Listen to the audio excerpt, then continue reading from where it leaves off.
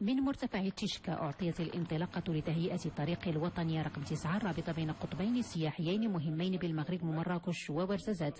المشروع الذي سيشمل العديد من المقاطع التي تصنف ضمن المقاطع الوعرة يشمل عمليات تهم التوسيع والتقوية والتجهيز بمنشآت فنية، والهدف تقليص مدة السفر وتوفير شروط أفضل للسلامة. هذا المشروع اللي هو من ورزازات إلى مراكش غيطلب واحد الاستثمار الذي قد يصل إلى 2 مليار ديال الدرهم.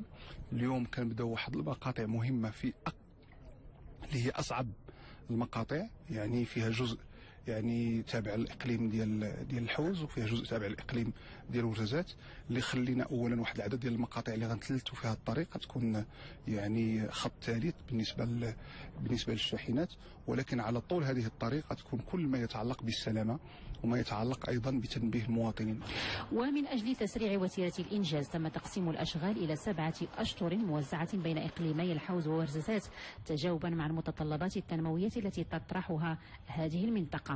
هذا الشاطر اللي حنا في صدد اعطاء انطلاقه ديالو، غادي المميزه الخاصه ديالو هي احداث ممر ثالث خاص بالشاحنات على طول 13 كيلومتر اونس. المنطقه كلها الناس فرحانين على اساس انه انطلاق هذا المشروع اللي كيهم تقريبا ماشي غير هذا المنطقه الواعره اللي هي تشكا، ولكن كيهم كذلك من ورزازات حتى لمراكش لاعداد واحد الطريق تكون فيه مستوى اللي تلعب واحد الدور اللي هو كبير واساسي.